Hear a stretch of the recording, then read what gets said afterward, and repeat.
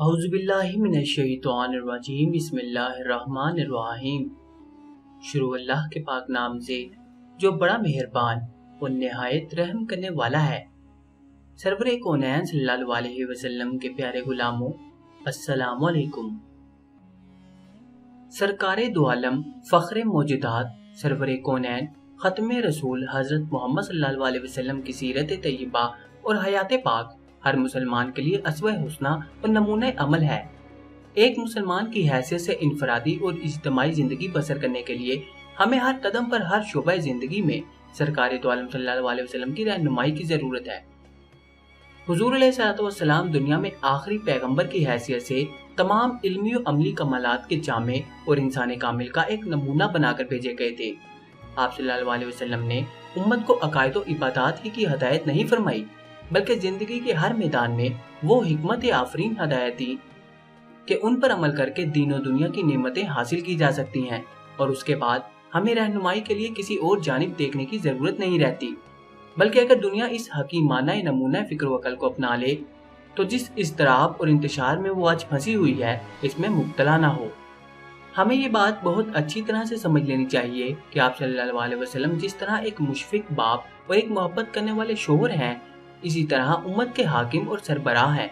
جس طرح آپ صلی اللہ علیہ وسلم نے مخلوق کو خالق کا بندہ بنانے میں ایک منفرد مثال قائم فرمائی ہے، اسی طرح خدا کے بندوں کو باہم جوڑنے، ان کے آپس کے معاملات منصفانہ بنیاد پر استوار کرنے اور ایک پاکیزہ معاشرہ قائم کر کے مستحکم نظام دنیا کو بخشنے میں جو کردار ادا کیا ہے، تاریخ اس کی مثال پیش نہیں کر سکتی۔ ایک امیر یا ایک سربراہ ملت کی حیثیت سے بھی حضور علیہ الصلوۃ والسلام کا اسوہ حسنہ ہمارے لیے روشنی کا ایک مینار ہے، بلکہ ساری انسانیت کے لیے ایک آئیڈیل ہے۔ حضور علیہ الصلوۃ والسلام نے واضح الفاظ میں بتا دیا ہے کہ حدود کے معاملے میں بڑے اور چھوٹے کا امتیاز نہیں ہونا چاہیے۔ آپ صلی اللہ علیہ وسلم نے فرمایا کہ تم سے پہلی امتیں اسی لیے ہلاک ہوئیں کہ ان میں سے جب کوئی عزت والا چوری کرتا تھا تو اسے سزا نہیں دیتے تھے۔ قسم ہے اللہ کی، اگر محمد صلی اللہ علیہ وسلم کی بیٹی فاطمہ بھی چوری کرے تو اس کا ہاتھ کاٹ ڈالو۔ غور فرمائیے کہ حضور علیہ الصلوۃ والسلام نے کس خوبی سے یہ نقطہ بیان فرما دیا کہ جرم اور غلطی ہر حال میں قابل سزا ہے، اور اس معاملے میں کسی امتیاز اور کسی رعایت کی گنجائش نہیں ہے۔ جرم کرنے والا کوئی ہو، کسی طبقے کا فرد ہو، کسی خاندان کا رکن ہو، کیسا ہی بااثر ہو، کیسا ہی دولت مند ہو، اگر قانون کی خلاف ورزی کرے گا تو قانون اور انصاف کے مطابق سلوک کیا جائے گا۔ اسی طرح حضور علیہ الصلوۃ والسلام نے معاشرے کو انصاف اور عدل اور مساوات کی وہ بنیاد عطا کر دی کہ جو ایک مستحکم اور پرامن معاشرے کی ضامن ہوتی ہے۔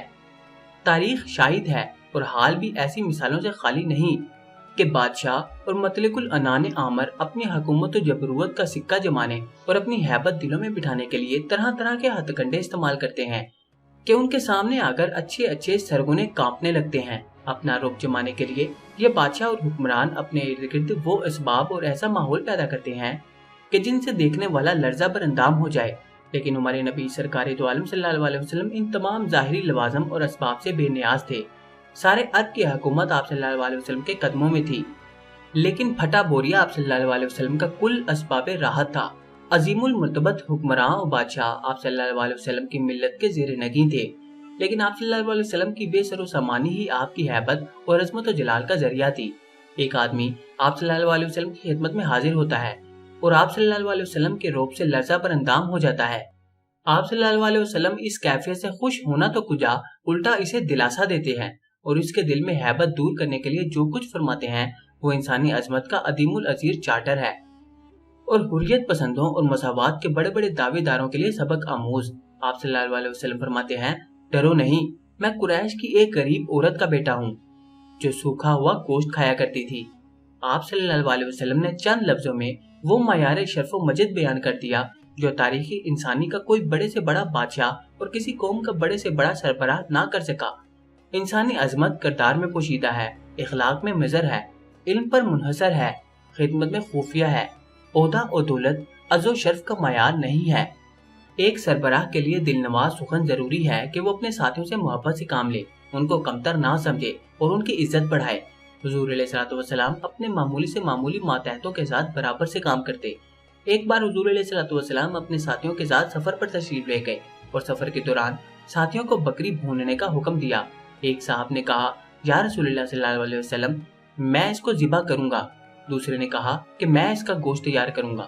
تیسرے صاحب نے اس کو پکانے کے لیے اپنی خدمت پیش کی۔ سربراہ امت صلی اللہ علیہ وسلم نے ارشاد فرمایا اور جنگل سے لکڑیاں میں لاؤں گا۔ اصحاب رسول صلی اللہ علیہ وسلم نے عرض کیا یا رسول اللہ صلی اللہ علیہ وسلم ہم جو حاضر ہیں۔ آپ نے فرمایا ٹھیک ہے، مگر مجھے یہ پسند نہیں کہ میں امتیاز کے ساتھ الگ بیٹھا رہوں۔ اللہ تعالیٰ اس بات کو پسند نہیں فرماتا کہ کوئی شخص اپنے رفیقوں میں ممتاز بننے کی کوشش کرے۔ سرداروں ملت صلی اللہ علیہ وسلم کی ایک اہم خصوصیت ان کی دل سوزی اور ہمدردی بھی ہے۔ حضور علیہ السلام اس خصوصیت میں بے مثال تھے، لوگوں کے دکھ درد کا بے حد خیال رکھتے تھے۔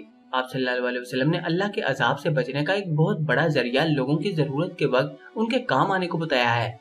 مشورہ ایک سربراہ ملت کے لیے مفید ہی نہیں لازمی ہے۔ حضور علیہ السلام نے نہ صرف مشورے کا حکم دیا ہے بلکہ آپ اس پر عمل بھی فرماتے تھے، خصوصاً اجتماعی معاملات مشورے کے بغیر کبھی طے نہ فرماتے۔ حضور علیہ السلام کا ارشاد ہے تمہارے بہترین امام اور قائد وہ ہیں جن کو تم چاہتے ہو اور وہ تم کو چاہتے ہوں، تم ان کو دعائیں دیتے ہو اور وہ تم کو دعا دیتے ہوں، اور تم میں بدترین رہنما وہ ہے جن کو تم ناپسند کرتے ہو اور وہ تم کو ناپسند کرتے ہوں، اور وہ تم پر لعنت بھیجتے ہوں اور تم ان پر لعنت بھیجتے ہو۔